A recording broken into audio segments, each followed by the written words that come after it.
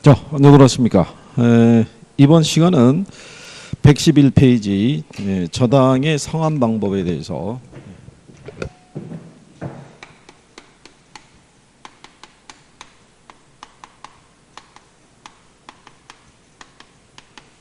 자, 저당이라는 거는 이제 부동산 담보 대출 이런 의미인데요.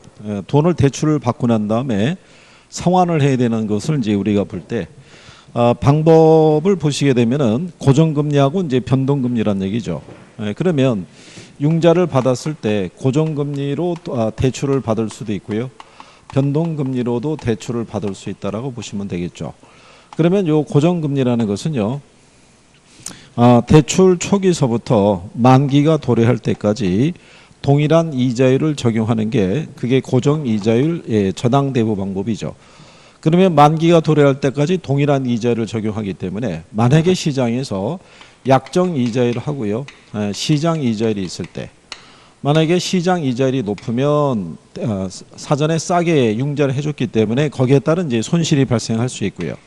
그 다음에 반대로 약정 이자율보다 시장 이자율이 낮게 되면 차입자들이 조기 상환을 하겠죠. 그러면 이런 조기 상환에 대한 부담을 다 대출자가 떠안을 수밖에 없다는 얘기죠. 그래서 이런 금리 변동 등에 따른 위험을 차입자에게 전가시키기 위해서 적용하는 게 변동금리라고 보시면 되겠죠. 그래서 얘는 일정한 이 사전에 약정한 기간마다 뭐를 조정할 수 있냐면 이 금리를 이렇게 조정할 수 있는 게 변동금리다라고 이렇게 보시면 되겠죠. 그러면 요 이자율이 이렇게 변했을 때요. 이자율에 대한 이제 조정 주기를 어떻게 가져가느냐. 그게 이제 변동금리에서 주어지는 내용이다라고 보시면 되겠죠. 그래서 변동금리는 초기 이자율을 낮게 주는 이유는요. 만약에 금리가 이렇게 변하더라도 이게 사전에 약정한 기간에 따라 금리를 조정할 수 있기 때문이다. 이렇게 보시면 되겠죠. 그래서 변동금리에서는 이자율의 조정 주기가 중요하다는 얘기죠. 그래서 이 조정 주기가 짧으면 짧을수록 금리 변동에 따른 위험을 대출자가 차입자에게 전가시킬 수 있다라고 얘기를 해요. 그래서 이제 그렇게 보시면 되겠고요. 변동금리 하에서는 기준금리 하고요. 그 다음에 가산금리가 있으면 일정한 기간마다 이 기준금리를 조정하는 방식이다. 이렇게 구별을 하시면 되겠죠. 그래서 이제 111페이지 맨 하단에 보게 되면요. 마지막 줄에 금리 조정 주기가 짧을수록 금리 변동 위험을 차입자에게 더 많이 전가한다. 자, 이렇게 이제 구성이 되어 있는 거죠. 그래서 그렇게 정리하시면 되겠고요. 뭐 뒷장에 이제 112페이지에 보시면요. 변동 이자율 제도 하나에서는 약정한 기간에 따라 금리가 조정이 되니까 돈을 빌려 쓴 사람의 입장에서는 상환을 할 때 우리가 은행의 잔액을 항상 얼마를 유지해야 되는지를 꼭 확인해야 되는 번거로움도 있다는 얘기죠. 또 가게 입장에서는 매달 이제 그 상환액에 대한 어떤 이제 예산을 짤 때도 조금 어려움이 있을 수 있다. 근데 어쨌든 간에 초기 이자율은 이제 적게 적용하는 게 변동금리다라고 이제 이렇게 생각하시면 되겠죠. 그래서 그렇게 정리하시면 되겠고요. 그래서 변동금리하고 고정금리에 대한 거를요. 두 가지만 가지고 문제를 구성하기는 조금 어렵고요. 그 밑에 나와 있는 원리금 상환 방식에 의한 분류가 있죠. 112쪽의 하단에. 그래서 여기는 별표 3개라고 보시면 되겠죠. 그래서 원리금 상환 방식에 의한 구분이라고 이렇게 얘기를 해요. 자, 그러면 얘는 원리금 상환 방식에 의한 구별인데요. 이게 원금 균등 상환 방식이라는 게 있고요. 그 다음에 원리금 균등 상환 방식이라는 게 있고요. 그 다음에 점증 또는 체증식 상환 방식이라고 이렇게 얘기를 해요. 근데 이게 원리금 상환 방식이니까요. 얘는 원리금이 균등하다는 얘기고요. 그죠? 얘는 원리금이 점증 또는 체증한다는 방식이고요. 자, 지난번에 우리가 강의할 때 설명했지만 원금 균등은 원리금이 체감하는 방식이라는 거. 요거는 뭐 기본적으로 정리를 해 두셔야 되고요. 시험상에서 이제 가장 기초적으로 물어보는 내용이 이제 그 내용이다. 근데 이제 거기 여러분들이 보시면은 113페이지 하단에 원리금 균등 상환에 대한 특징하고요. 원금 균등 상환에 대한 특징, 그다음에 체증식 상환이 구성이 되어 있을 때요. 중간에 이제 원금 균등을 보게 되면 원금 상환액은 이제 일정하죠. 근데 이자 지급액이 점점 감소한다 이런 얘기죠. 그래서 저당 지불액이 점점 감소한다. 이때 저당 지불액이 원리금 생각하시면 된다는 얘기죠. 그래서 점점 줄어드는 방식이다 이렇게 보시면 되겠고요. 또 원리금 균등에 대한 부분은요. 저당 지불액, 원리금은 균등한데요. 그 안에서 원금하고 이자가 차지하는 비중이 있죠. 예. 원금의 상환 부분은 시간이 가면서 증가하고요. 이자에 대한 부분은 시간이 가면서 감소하는 구조를 갖고 있다는 거. 예, 이것도 시험상에서 자주 활용하니까 요거는 이제 구별을 할 수 있으시겠고요. 체증식 상환에서는 상환액이 가면서 점점점 커진다는 얘기죠. 그래서 대출 초기에는 부의 상환이 발생할 수 있다고 얘기를 하죠. 부의 상환이라는 건요. 마이너스 상환이라고 보시면 되죠.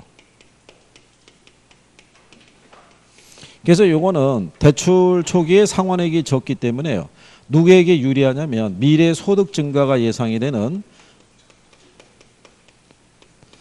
젊은 소득계층에게 유리한 방식이 점증식이다라고 이렇게 구별을 할 수 있으시면 되겠죠. 그래서 이제 그런 내용 정도 정리할 수 있으면 되겠고요. 세 가지를 비교할 수 있느냐? 그게 관건이죠. 세 가지를. 그죠? 그래서 세 가지 방식을 기준으로 했을 때요. 물어볼 때, 자, 만약에 대출 중간에 중도 상환을 한다는 얘기죠. 중도 상환을 하게 되면 대출 잔액이 있죠. 대출 잔액은 원금 균등하고 원리금 균등이 있으면 원리금 균등이 많이 남아있죠. 그러면 저당 잔액은 어느 게 더 많이 남아있느냐? 역시 원리금이 많이 남아있죠. 저당 잔액이 대출 잔액이랑 같은 표현이죠. 그러면 대출 중간에 중도 상환할 때 상환액은 어느 게 더 많으냐 이런 얘기죠. 상환액도 역시 원리금이 더 많다는 얘기죠. 중간에 중도 상환한다는 얘기죠. 중도 상환할 때 상환액을 물어보니까 다 세 개가 같은 논리라는 거죠. 이게 그래서 시험에서는 이 표현까지도 출제를 해본 거죠. 그래서 기억을 또 해주시면 되겠고, 그 다음에 내용에서 이제 우리가 구성해 있을 때요.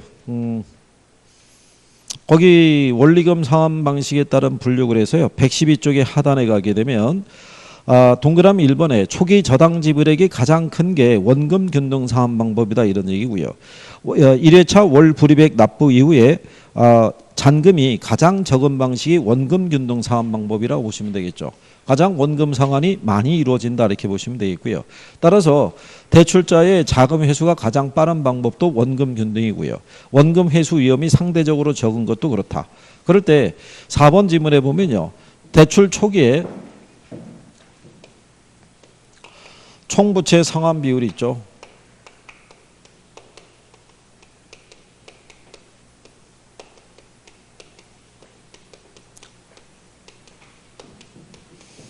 이게 가장 높은 것은요. 원금 균등이 제일 높고요.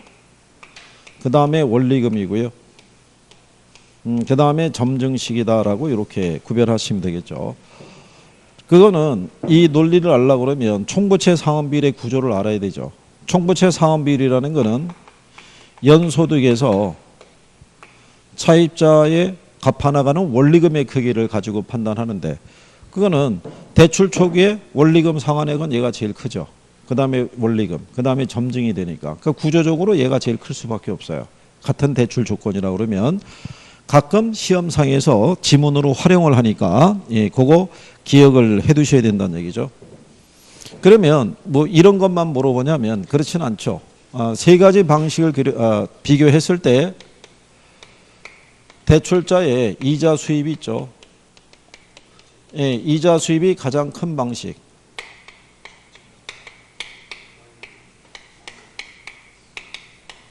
자, 그런데 만약에 이 세 개의 방식 말고 이게 하나 들어올 수가 있어요.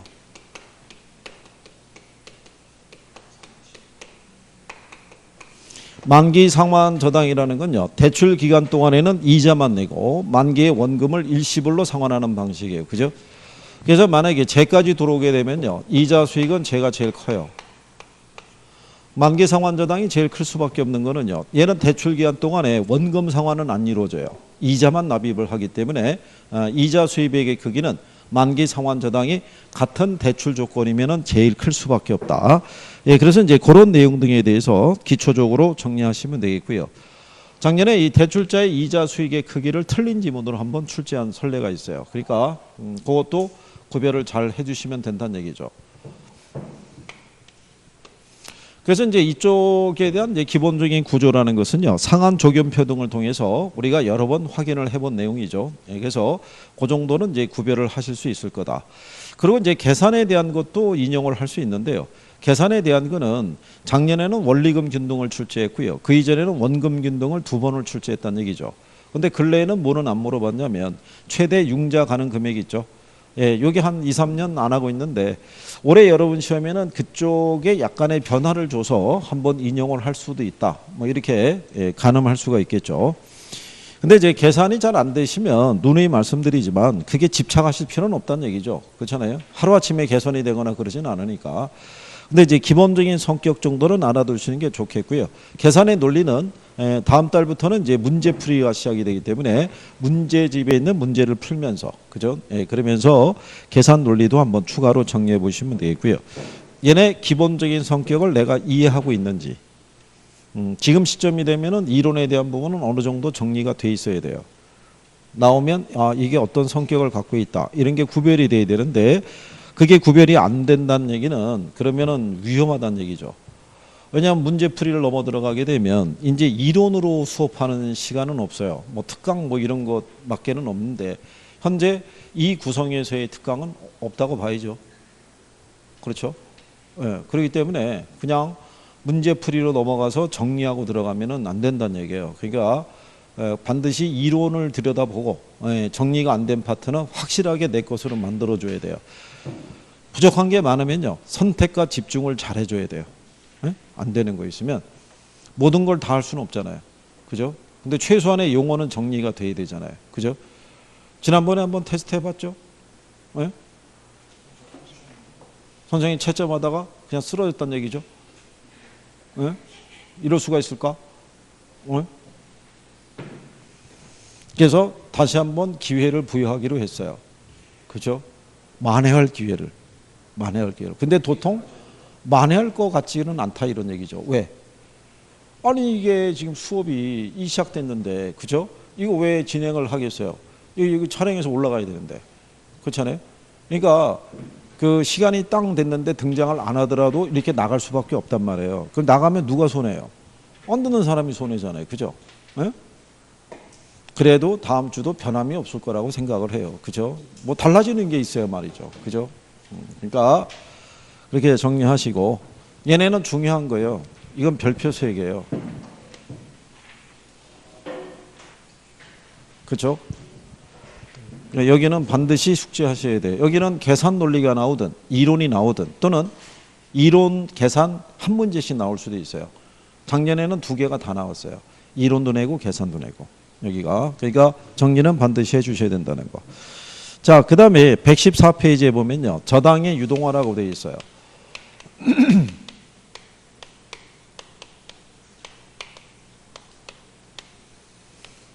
저당의 유동화라는 것은요, 이게 저당의 유동화라고 되어 있는데, 원래는 이게 부동산의 유동화 제도를 얘기를 해요.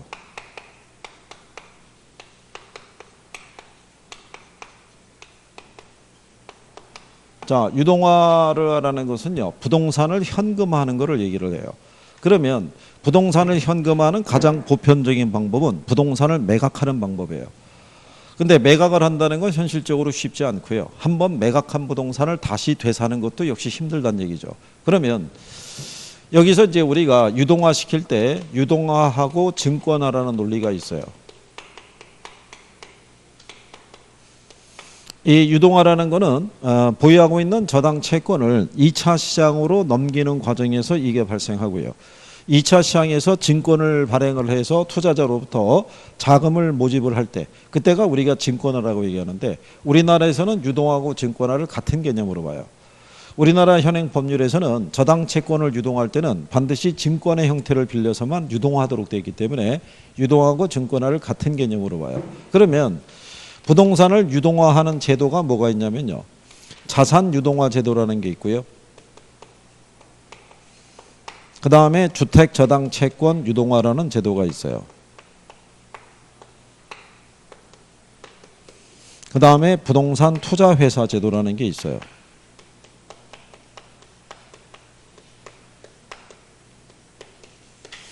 자, 근데 이거는 보유 자산 전체에서 현금 흐름이 보장이 되는 건전 자산이 있으면 다 유동할 수 있다는 얘기고요. 얘는 요거 하나만 유동할 수 있다는 거예요. 주택 저당 채권만. 그리고 여기는 주식 발행 등을 통해서 고가의 부동산을 분할해서 우리가 유동화할 수 있는 그런 제도를 얘기할 때 여러분 시험에는 요거 두 가지를 기준으로 출제를 해줘요. 그럼 여기서 얘기하는 저당의 유동화라는 건요. 주택 저당 채권 유동화 제도라고 보시면 돼요. 이게. 그러니까 논리가 뭐냐면 뭐 이런 내용이죠. 가령 예를 들어서 여기 은행이 하나 있죠. 은행은 불특정 다수의 고객들로부터 예금을 수신을 하죠. 이걸 가지고 불특정 고객에게 대출을 해준다는 얘기죠. 그러면 은행은 대출을 해주게 되면요. 이 사람 소유의 부동산에다가 뭐를 설정하냐면 저당권 있죠. 네, 이거를 설정하는데 자, 이 저당권을 설정을 했을 때 이 저당권에 관한 소유권은 은행이 갖겠죠. 그러면 은행은 이 저당권의 기초에서 이 사람으로부터 원리금을 술취할 수 있는 권리가 있겠죠.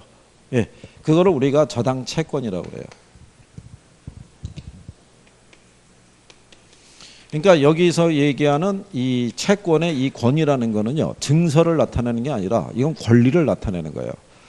저당권에 관한 소유권과 그 소유권의 기초에서 원리금을 수취할 수 있는 권리를 갖고 있는 채권을 저당 채권이라고 얘기를 해요.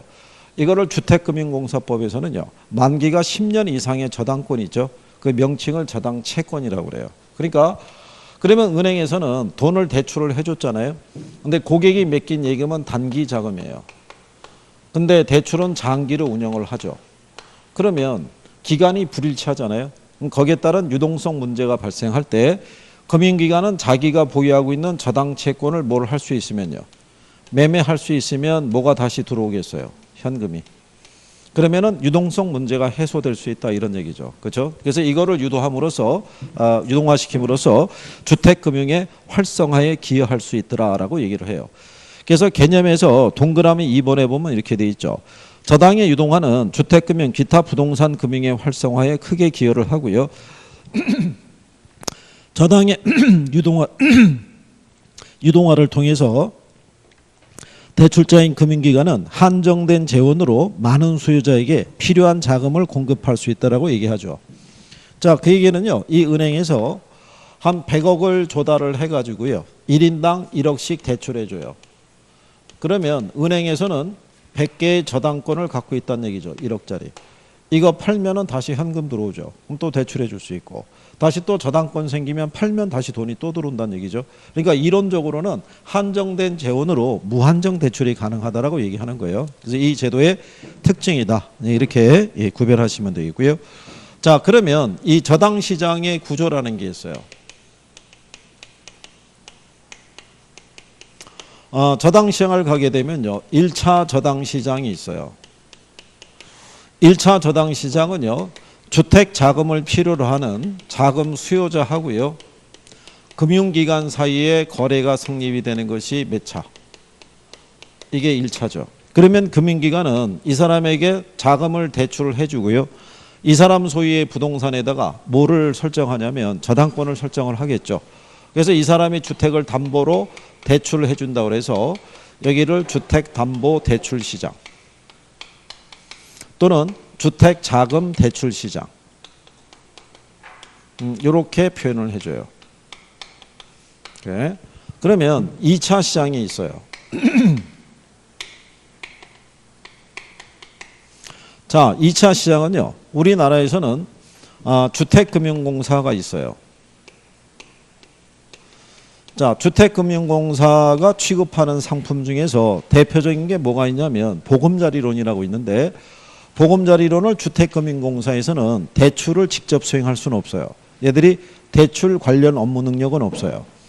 그러면 얘네는 이거를 어디를 통해서 시중은행을 통해서 보금자리론을 위탁 판매하고 있어요.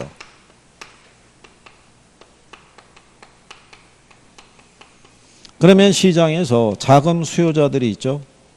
보금자리론 상품을 기초해서 융자를 받으려고 하면 주택금융공사는 지속적으로 이 은행에다가 뭐를 지원해 줘야 돼요?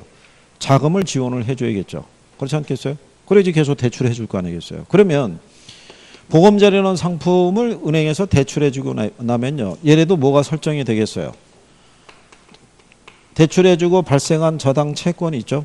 권리는 얘한테 있으니까 이 저당 채권을 얘네가 보유하고 있겠죠. 그죠? 그럼 얘네는 이 저당 채권을 기초로 해가지고 누구에게? 투자자에게 뭐를 발행하겠어요? 증권을 발행을 하죠. 그러면 투자자에게 증권을 판매하면 뭐가 들어오겠어요? 자금이 들어오겠죠. 이 자금을 1차 시장으로 계속 공급해주는 역할을 하는 거죠. 그래서 2차 저당 시장을 주택자금 공급시장이라고 얘기를 해요. 그렇죠? 그래서 요 성격이 바뀌면 틀리는 거예요. 그래서 1차는 주택담보대출시장 또는 주택자금 대출시장 이렇게 얘기하고요. 2차 시장은 주택자금 공급시장 이렇게 얘기하니까 요거 바뀌면 틀리다라고 그렇게 생각하시면 될 거예요. 자, 그러면 115페이지 중간 하단에 가게 되면 이런 저당의 유동화를 통해서 얻을 수 있는 효과가 있어요. 효과. 자, 이 효과가 여러 가지가 있는데요. 뭐 자금 수요자에게도 효과가 발생할 수 있고요. 1차 금융기관 이렇게 효과가 주어져 있고요. 그 다음에 이제 뒷페이지로 넘어가면 증권의 투자자, 그 다음에 국가 정책적인 효과 뭐 이렇게 돼 있는데 가장 많이 물어보는 게 금융기관이 얻게 되는 효과예요. 참고로 이게 저당이 유동화가 되면 자금 수요자는 어떤 효과가 있겠어요? 자금 수요자는 이게 유동화가 되면 자금 수요자는 그렇죠. 대출이 용이해지죠. 은행에서 쉽게 대출해 줄 거 아니에요. 그 이전에는 얘는 단기 자금 조달해서 장기로 운영하게 되면 기간 불일치에 따른 유동성 문제가 걸리니까 은행에서는 대출을 못 해주겠는데 이게 유동화가 가능하니까 자금 확보에 어려움이 없거든요. 그러면 은행 입장에서 보면 뭐가 좋아지는 거예요? 유동성은 좋아지는 거고요. 유동성 위험은 낮춰진다고요. 이게 각각 여러분 시험에 한 번씩 출제하는 거예요. 그래서 금융기관에서 얻을 수 있는 가장 큰 효과는 이제 요거 두 가지를 얘기할 수 있어요. 그죠? 그래서 금융기관이 얻게 되는 효과고요. 이 주택의 수요자들은요, 좀 더 쉽게 대출 받을 수 있다는 게 그게 강점이 될 거고요. 그 다음에 투자자들은요, 지금 우리나라에 보면요, 외국계 투자자들이 주식시장에서 주식을 매도하고 빠져나가고 있어요. 그 자금을 가지고 어디다 투자하냐면 채권에 투자하고 있어요. 원래 금리가 하락하게 되면요, 주가는 떨어지고 채권에 대한 부분은 상승해요. 그렇죠? 그런데 결국은 투자자들이 움직일 수 있는 게 제한적이잖아요. 그때 만약에 이런 증권이 있으면은 투자 대상을 다양할 수 있다라는 그런 특징이 있을 수가 있겠죠. 그 다음에 이제 국가 정책적인 측면에서는 저당의 유동화가 활성화가 되면 무주택 서민에게 주택 자금을 공급할 수 있는 기회가 더 확대될 수 있다는 얘기겠죠.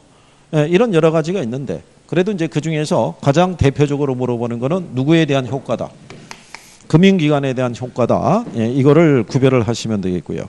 그 다음에 이제 그 밑에 가면 저당담보증권이라고 있어요. 그거는 일단 별표는 하나 해야 되죠.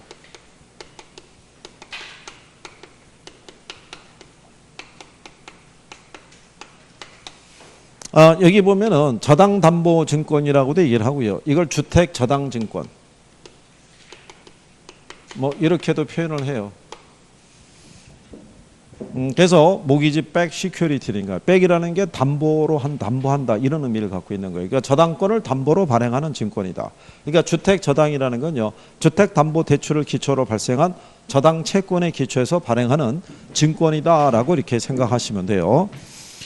자, 그래서 이제 거기 116페이지 중간에 보면 저당담보증권이라고 박스가 있죠. 저당 대출 기관, 그 다음에 저당회사, 기타 기관 투자자들이 자신들이 설정하거나 사들인 저당을 담보로 해서 발행하는 새로운 형태의 증권이다라고 얘기를 하죠. 그래서 요거를 발행할 수 있는 발행자는요, 1차 기관일 수도 있고요. 그 그다음에 2차 기관일 수도 있고요. 또는 저당담보증권의 발행을 전문으로 하는 회사라고 있어요. 걔를 누구를 얘기를 했어요? 저당담보증권의 발행을 전문으로 하는 회사 누가 있어요? 어? 전문으로 하는 회사 누가? 누가? 자, 조만간 기다리시면 찾아가는 서비스를 제공할 수 있어요. 그죠? 이론이 끝나면 선생님 진도에 치질 않잖아요. 그죠? 문제풀이 하는데. 그죠? 그러면 기대해도 좋아. 저기 그 학원 앞에나 기다리고 있을 테니까. 그지? 오면서부터 물어봐 줄 테니까. 그렇잖아? 도착하느라고 얼마나 힘들었겠어. 그렇잖아? 들어오면 순간서부터 서비스를 제공할 수 있다는 얘기지. 자리에 앉을 때까지. 그렇잖아? 한 번 더 지각하면 죽으면 그냥 야, 그래도 사람이 저기가 있어야 될 거 아니야? 그렇잖아? 어떻게 그게 한결같을 수가 있어? 그렇잖아? 참. 지금 이거 하는 양반들은 대부분 뭐라고 그러냐면 김총각 좀 살살 얘기해 주세요. 뭐 김총각이 너무 안 돼 보여요. 뭐 이런 의견이 아주 지배적이야. 여기 내가 그럼 뭐라고 하냐면 여기서 한번 들어보라. 여기서 앉아 있어 보면 그렇지? 그거를 유심히 본 사람은 아는 사람은 얘기를 해. 조금 더 많이 다그쳐야 될 것 같다고. 그렇잖아? 진실을 아는 사람들은 그렇게 얘기하고 있다고. 참. 너는 웃을 때가 아니야. 큰일 난다고 너 지금 진짜. 아이고. 내가 분명히 장담하는데 너 시험 끝나면은 저기 댓글 빗받치게 올라온다. 그 김총각은 어떻게 됐나요? 아직 대전에 살고 있나요? 뭐 이런 것 있지. 참 내가. 자, 이 저당담보증권에서요. 이 증권의 발행만을 목적으로 하는 회사를 얘기할 때요. 자, 참고로 여기 있는 주택금융공사가 증권을 발행하겠죠. 그죠? 증권을 발행할 때 얘는 SPC를 설립을 해서 이 증권 발행할 수 있어요, 없어요? 이거. 얘가 증권을 발행할 때 직접 발행하는 게 아니라 얘를 설립해서 발행할 수 있어요, 없어요? 이게 특수목적회사라고요. 이게 증권의 발행만을 목적으로 세우는 회사예요. 이게 스페셜 퍼포스 컴퍼니라고 해서 특수목적회사 또는 특별목적회사라고 얘기를 해요.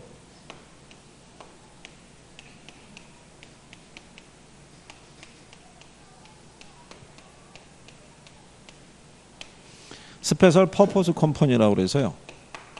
이거를 특수 목적 회사 또는 특별 목적 회사라고 얘기를 해요. 얘는 서류상의 회사예요. 이 증권의 발행만을 목적으로 만들어진 회사인 거예요. 그러니까 만약에 이 증권을 하나를 발행할 때마다 설립하는 거예요. 그러면 증권을 또 발행을 하게 되면 어떻게 돼요? 또 별도의 SPC를 또 설립해서 발행을 한다는 얘기예요. 여기까지는 시험에 나온 거예요. 자, 주택금융공사는 뭐를 통해서? SPC를 통해서 특별목적회사를 통해서 누구에게? 투자자에게 증권을 주택저당증권을 발행을 하고 있다. 그럼 맞는 표현이란 말이에요. 무슨 말인지 하시겠나요? 네. 그렇다고 이거를 처음 얘기하냐면 그건 아니란 얘기예요. 그렇잖아요? 여러 번 얘기를 했다고요. 그죠? 네? 자, 그러면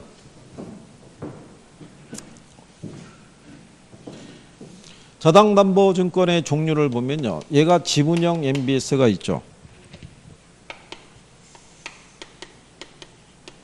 그 다음에 채권형 MBS가 있죠. 그 다음에 혼합형 MBS가 있어요. 그죠? 자, 지분형 MBS의 대표적인 게 MPTS죠. MBB죠. 그 다음에 혼합형은 MPTB죠. 그 다음에 뭐? CMO란 얘기죠. 그죠?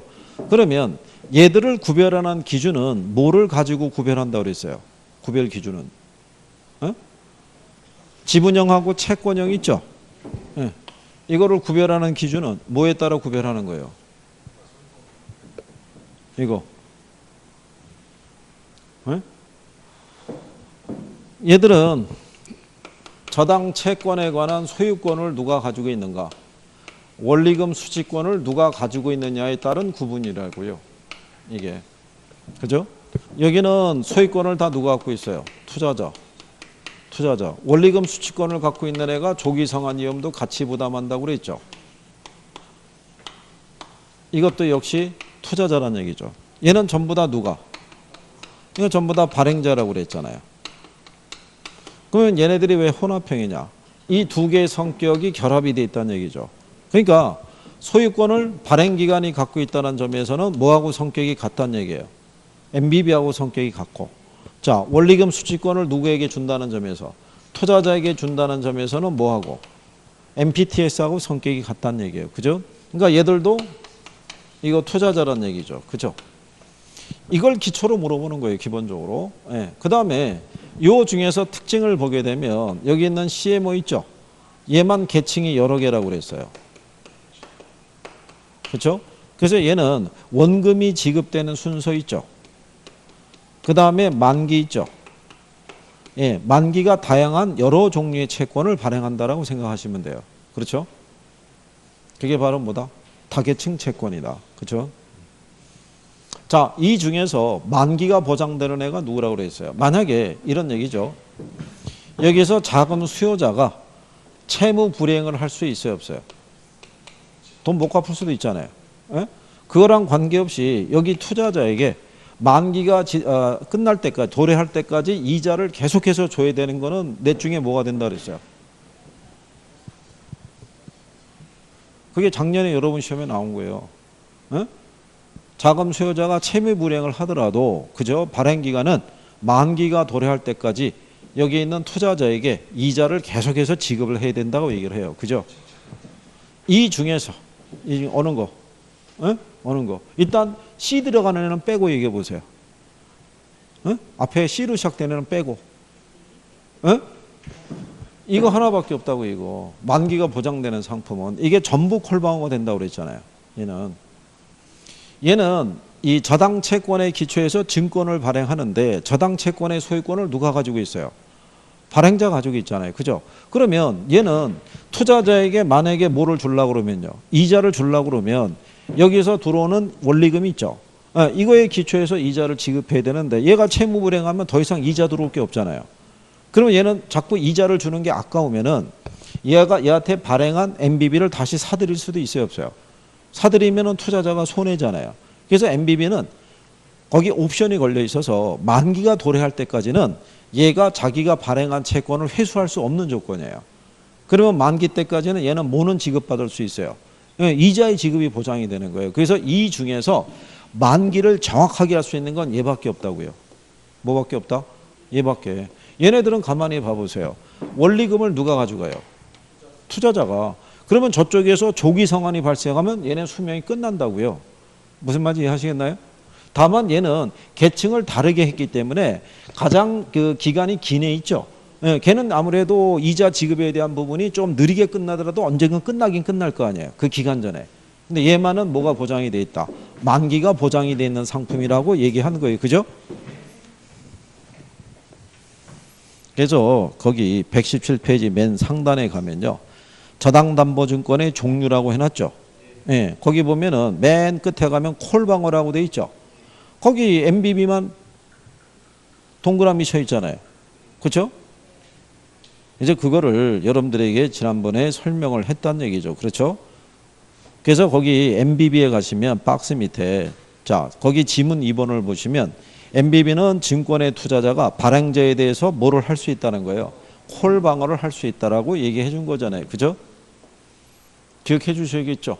네? 한번 활용을 했으니까. 그렇죠? 예. 그래서 그런 내용 정도를 정리할 수 있으시면 되겠고요.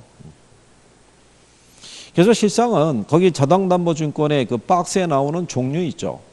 예. 그거라도 정확하게 구별할 수 있으시면 예. 그러면은 여기서 나오는 기본적인 문제는 맞출 수 있어요. 이게 만약에 내용을 조금 복잡하게 주면은요. 여러분들이 맞추는 게 쉽다 어렵다. 예. 그거는 어렵다는 얘기예요. 그렇죠?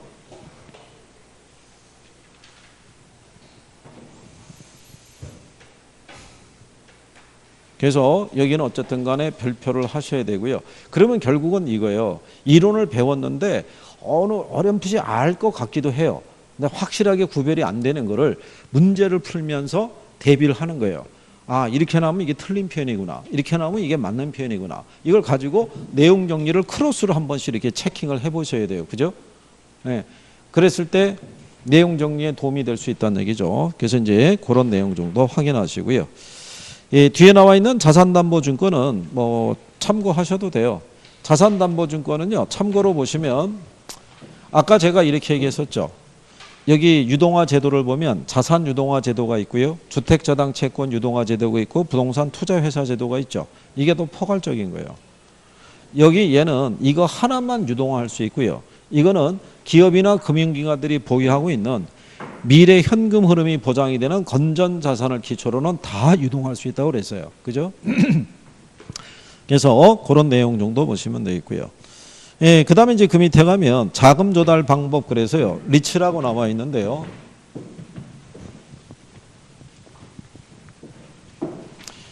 여러 번 시험에는요.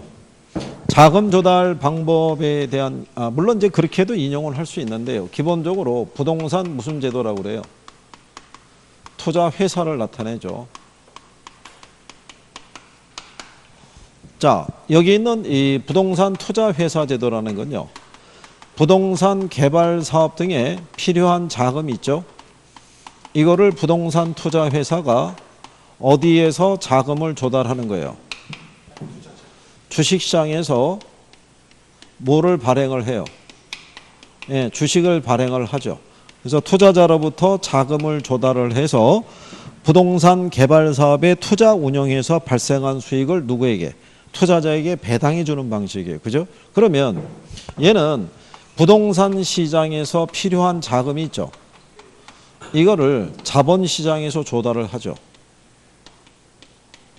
그래서 이 시장에서 필요한 자금을 여기서 조달해서 이리로 이렇게 연결해 주는 역할을 하는 거예요. 그래서 리츠라는 것은 부동산 시장과 자본시장을 연결해 주는 파이프라인이자 도관체 역할을 한다라고 얘기를 해요. 이게. 자, 그랬을 때 여기 있는 요 투자자 있죠. 투자자는 부동산에 직접 투자하는 게 아니죠. 뭐를 통해서? 주식을 통해서 간접 투자하는 지분형 간접 투자 방식이라고 얘기를 한 거예요. 그렇겠죠? 그러면 리츠라는 제도를 도입을 하게 되면은요. 어떤 이제 효과를 기대할 수 있겠어요? 이거. 일단 부동산 상품이 있잖아요. 이게 표준화되잖아요. 그렇죠? 자, 그 얘기는 시장에 부동산이 있으면요. 가치도 틀리고 그렇잖아요. 단위도 틀리고 다 면적도 틀리고 다 틀릴 거 아니에요. 그죠? 근데 얘를 뭐를 발행하니까? 주식을 발행하니까 얘가 표준화가 되죠. 액면가는 다 똑같을 거 아니에요. 무슨 말인지 아시겠나요? 그렇게 되면 고가의 부동산인데 이거를 분할해서 거래할 수도 있다는 얘기죠. 그렇잖아요. 100억짜리 부동산이면 액면가 10,000원짜리 100만 주를 발행하면은 쪼개서 우리가 분할해서 거래할 수 있다는 얘기잖아요. 그러면 그만큼 유동성이 좋아질 수 있어요, 없어요? 있죠. 그러면은 자, 100억짜리 부동산에 500만 원을 갖고 있는 사람이 투자하기는 힘들잖아요. 그런데 뭐를 통해서 거래하면? 주식을 통해서 거래하면 가능하겠죠. 그래서 소액 투자자도 고가의 부동산에 투자할 수 있다는 얘기죠. 그래서 부동산 투자의 대중화를 유도한다라고도 얘기를 할 수 있죠. 그렇잖아요. 그 다음에 무슨 효과가 있냐면 이게 분산 투자가 가능하죠. 이 사람이 분산 투자하는 게 아니라 얘들이 부동산 투자의 전문가들이니까 자기들이 모집한 자금을 가지고 부동산 개발 사업, 오피스 또는 주택 저당증권 다양하게 투자할 수 있어요, 없어요? 네. 그러니까는 분산 투자가 가능하고요. 그 다음에 뭐가 좋아져요? 유동성이 있죠. 네. 자, 내가 만약에 부동산에 직접 투자할 때는요. 얘를 현금화하려고 그러면 매각을 해야 되잖아요. 근데 나는 주식에 투자했으니까 주식시장에다가 뭐를 판매하면 주식 거래하면은 빨리 현금화 될 수 있죠. 그죠? 그 다음에 거래에 뭐가 확보될 수 있어요? 투명성이. 옛날에 소수의 자산가들이 거래하는 부동산 거래 내역은요. 우리가 외부에서는 알기 힘들었다는 얘기죠. 근데 지금은 어디를 통해서 거래가 이루어져요? 그렇죠? 그러니까는 거래가 투명해지는 거죠. 그렇지 않겠어요? 예. 그래서 그 내용에 대해서 자, 그랬었을 때 거기 이제 밑에 종류에 따라 투자 대상에 따라 환매 가능 여부에 따라 자금 모집에 따라 예, 이거는 그냥 참고하시면 되고요. 뭐를 기억하시면 되냐면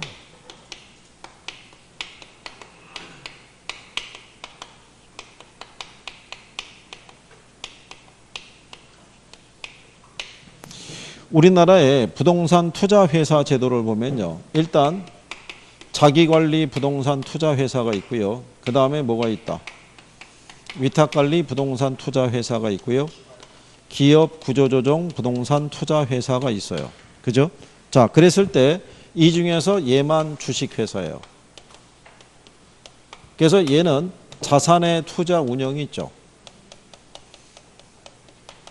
투자 운영을 얘는 직접 할 수 있어요. 근데 여기 있는 얘네들은요, 명목회사예요.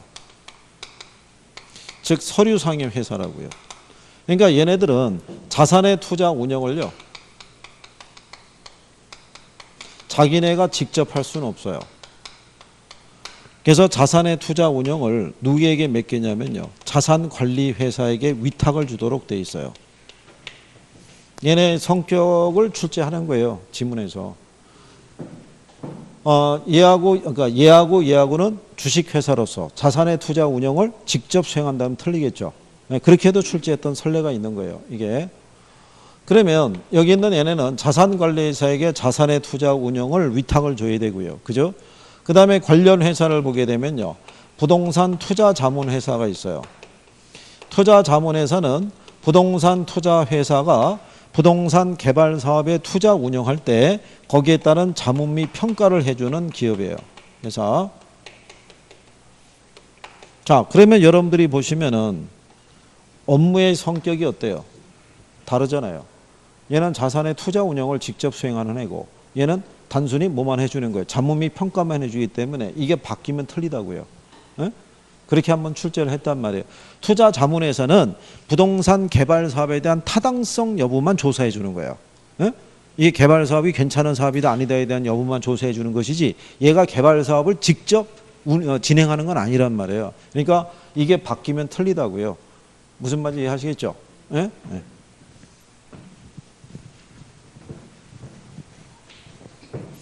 자, 그래서 이제 그 내용을 이제 구별할 수 있으시면 되더라라고 이제 얘기를 하는 거죠. 네. 그리고 그게 종류에서 투자 대상에 따라 지분형, 모기지형, 혼합형 이렇게 나오군요. 그거는 우리나라라기보다는 미국 있죠. 미국의 이제 그 세법에 기초해서 투자 운영하는 케이스라고 보시면 되고요. 그러니까 우리나라 기준에서는 인용이 돼야 안 돼요. 인용이 안 되죠. 예전에 한번 나왔던 적이 있었어요. 배당 있죠, 배당. 배당을 우리나라는 원래 기준하면은 100분의 90 이상을 배당해 주도록 돼 있죠. 근데 미국 애들은 100분의 95라고요. 근데 우리나라에서 처음에 부동산 투자회사법을 출제했을 때 100분의 95 이상을 배당해야 된다 그래서 틀리게 한번 출제했었다고요, 그때.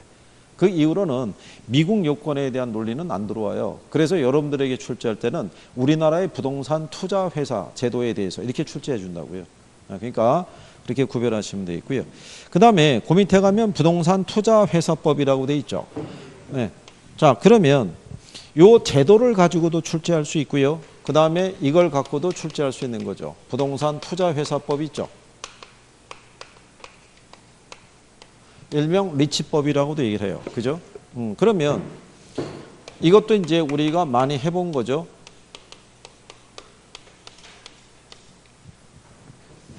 자, 그러면 여러분들이 보시면, 자, 자기관리가 있고 위탁관리가 있고 기업 구조조정이 있죠. 그죠?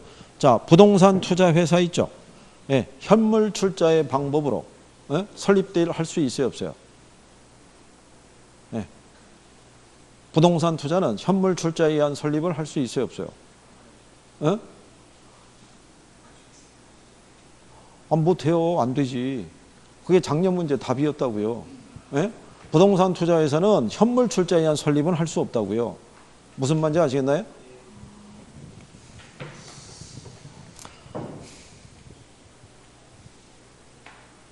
이게 상법의 적용을 받으면서도 부동산 투자회사법의 규정에는 현물 출자에 의한 설립은 할 수 없다라고요. 그걸 작년에 할 수 있다 그래서 틀리게 출제를 했다고요. 그렇죠?